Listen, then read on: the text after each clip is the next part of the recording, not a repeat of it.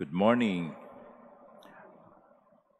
One of the 10 commandments given by Yahweh to Moses involves keeping the Sabbath holy.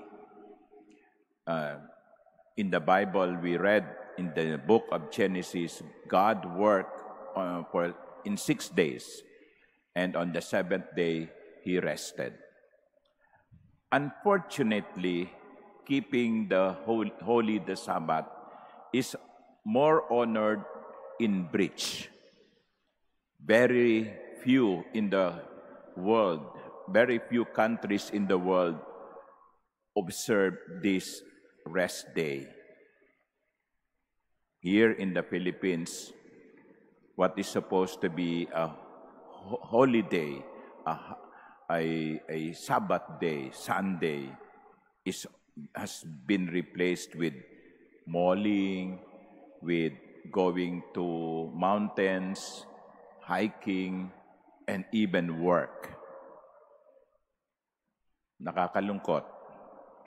Kasi ibinigay ng Diyos ang araw ng Sabat o araw ng bilang araw ng pamamahinga. Araw ng pamamahinga at araw ng pagsamba. Kaya lang, yung araw ng pamamahinga, nagiging araw pa rin ng pagtatrabaho. We have all the reasons, why we go to work on Sundays. Well, Father, iba ho kasi yung day off na inassign sa akin eh. O kaya, Father, kailangan ko hong kumita kasi mayroong mga pangangailangan.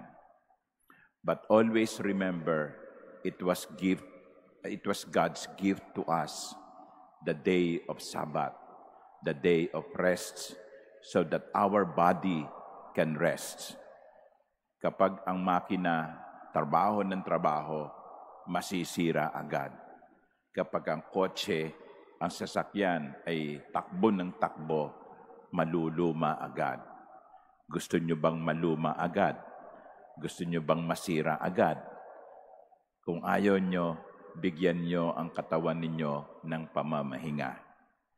At sa pamamahinga natin, while we rest, let us worship the Lord. Remember, Sabbath is God's gift to us.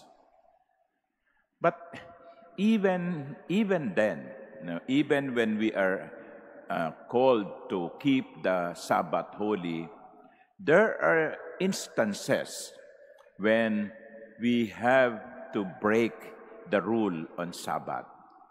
And that is when we are given an opportunity to be of service to other people. Here in the gospel, the disciples got hungry and they saw the heads of grain and made it into food.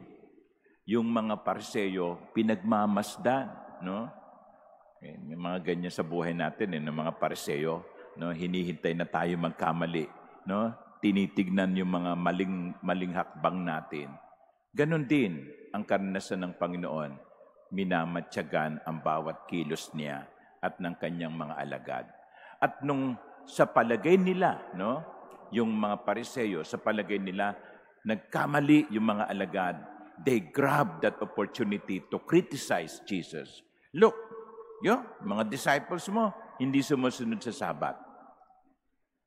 And here, Jesus pointed out, yes, Sabat must be kept holy. But when the need of man to survive, for example, when there is an opportunity for someone to exercise charity, we must take that opportunity even on a Sabbath. Siguro sa ating makabagong panahon, kahit na araw ng linggo, kung ang isa sa mga pamilya ninyo ay nagkasakit at kinakailangang dalhin sa ospital, hindi mo naman sasabihin, oy, araw ng linggo ngayon, araw ng pamamahinga, tiisin mo muna yan, bukas na lang kita dadalhin sa ospital. Hindi. Kahit araw ng Sabado, kahit araw ng linggo, kahit araw ng pamamahinga, sisirain mo yon sapagkat merong mas mainam at mas matinding pangangailangan. I think that is the point of Jesus in the gospel. The Sabbath was made for man. For man. It's God's gift to man so that he may rest. But man is not created for the Sabbath.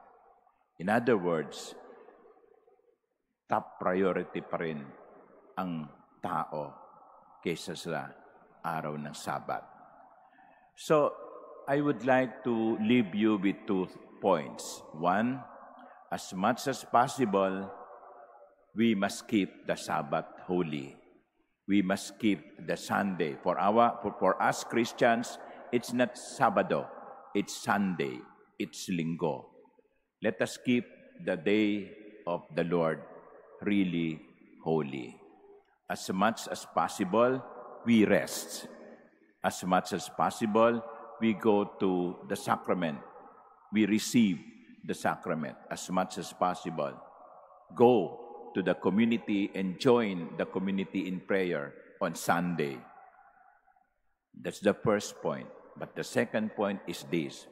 Let us not remember that the common good, the good of man, has top priority. Amen.